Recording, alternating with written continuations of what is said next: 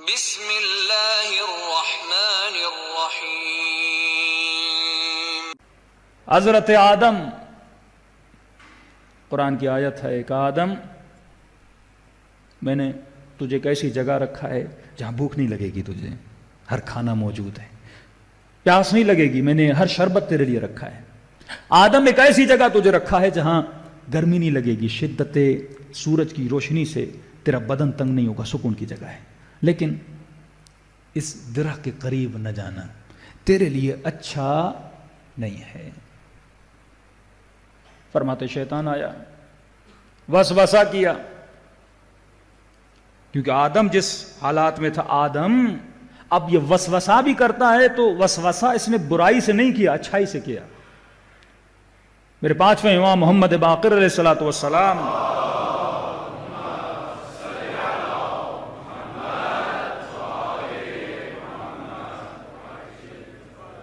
میرے مولا فرماتے ہیں کہ شیطان نے برائی سے آدم کو یہ کام نہیں کروایا، اچھائی سے کہا، آدم اس درخت کے قریب جاؤ تو ہمیشہ کے لیے، یعنی جس لذت میں ابھی ہو یہ لذت باقی رہے گی، اس سے کبھی باہر نہیں نکلو گے۔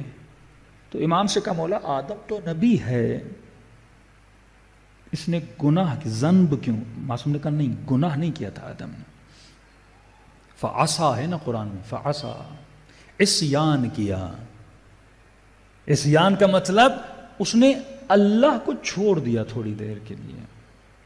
وَاعْتَصِمُوا بِحَبْلِ اللَّهِ، حبل الہی کو تھامے رکھو، یہ رسی تجھے جنت تک پہنچائے گی۔ ایک لمحے کے لیے رسی کو چھوڑے گا نا، شیطان اپنی رسی تیرے ہاتھ میں دے دے گا۔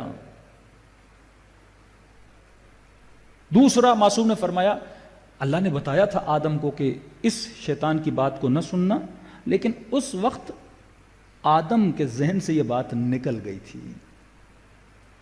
تیسرا، معصوم نے فرمایا، اس شقی بدبخت نے اللہ کی قسم کھائی تھی، جھوٹ بولا تھا۔ اب آدم دنیا میں نئے نئے آئے، ایکسپیرینس تو تھا نہیں، کیونکہ جھوٹا بھی ہوتا ہے۔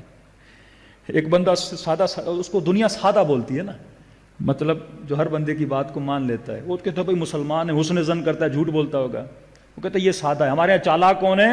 جو ہر سچی بات کو جھوٹا مانے، جو ہر بندے پہ شک کرے، وہ کہتے ہیں چالاک ہے بڑا۔ آدم پیدا ہوئے، پاک وجود، پاک فطرت، نہ کبھی کسی کا برا سوچا، نہ کبھی آدم نے سوچا کہ علیہ وسلم میں کبھی جھوٹ بولوں گا۔ تو وہ اچھا آدمی سب کو کیا سمجھتا ہے؟ اچھا سمجھتا ہے۔ اور قسم کھائی، مجھے خدا کی عزت کی قسم ہے آدم، اس درخت کے پاس جاؤ، جاویداں ہو جاؤ گے۔ قسم سنی، اللہ کی سنی، وہ بیچارہ آدم چلا گیا۔ لیکن کہتے ہیں جب آدم نے یہ خطا کی، جسے خدا نے جنت میں لباس دیا، بدن عریان نہیں تھا، سب کچھ، لیکن اس کے بعد خدا کہتا ہے جب آدم نے خطا کی، توبہ کی، میں نے توبہ قبول کی، پھر میں نے آدم کو چنا اور اسے نبی بنا دیا۔ کہ مولا یہ بات بڑی عجیب ہے، خطا کرنے کے بعد اسے نبی بنا دیا، معاف کر دیا، اور اتنا بڑا انعام دیا کہ نبی بنا۔ معصوم فرماتے ہیں تجھے نہیں پتا کہ آدم نے توبہ کیسے کی تھی، اس طرح گڑ گڑایا تھا، اس طریقے سے توبہ کی کہ خدا کو آدم کی توبہ پسند آ گئی تھی۔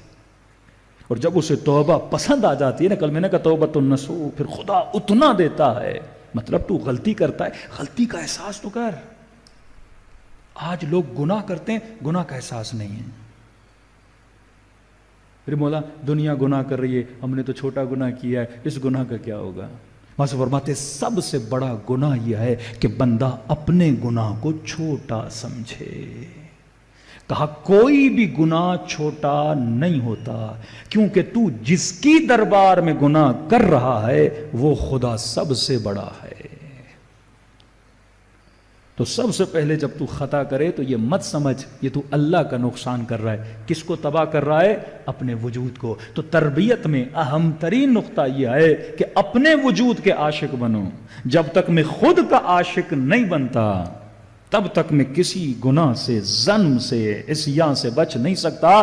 دوسرا، یہ خدا بیچ میں کیوں آتا ہے؟ خدا اسی لیے آتا ہے کیونکہ خدا تجھ سے کیا کرتا ہے؟ 70 ماؤں سے زیادہ محبت کرتا ہے۔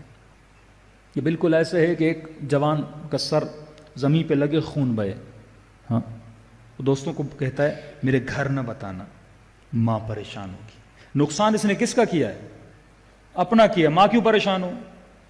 سر اس کا پھوٹا ہے، خون اس کا بہ رہا ہے، منتیں کرتا ہے میری ماں کو نہ بتانا، میری ماں پریشان ہوگی، پتہ نہیں کیا سوچے گی، اٹیک نہ آ جائے.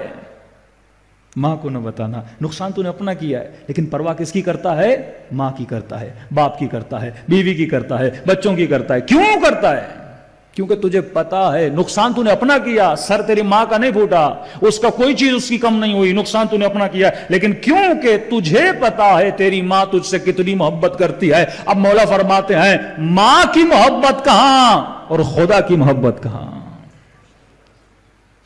جو ہزاروں ماؤں سے زیادہ تیرا عاشق ہے، تجھ سے محبت کرتا ہے، وہ کیسے دیکھے کہ تو اپنا نقصان کر رہا ہے؟ تبھی وہ خود کو بیچ میں لاتا ہے کہ اے بندے یہ کام نہ کر، اس میں میرا نقصان نہیں ہے، اس میں تیرا نقصان ہے. تو جب گناہ کرو تو یہ ذہن سے عقیدہ نکال دو، اسلامی سوچ نکال دو، احکام نکال دو کہ میں گناہ اس لیے نہ کروں کیونکہ حکم ہے، کیونکہ میں مسلمان ہوں. نہیں، گناہ اس لیے نہ کرو، فور دا فرسٹ اسٹیپ اس لیے نہ کرو کیونکہ اس میں کس کا نقصان ہے؟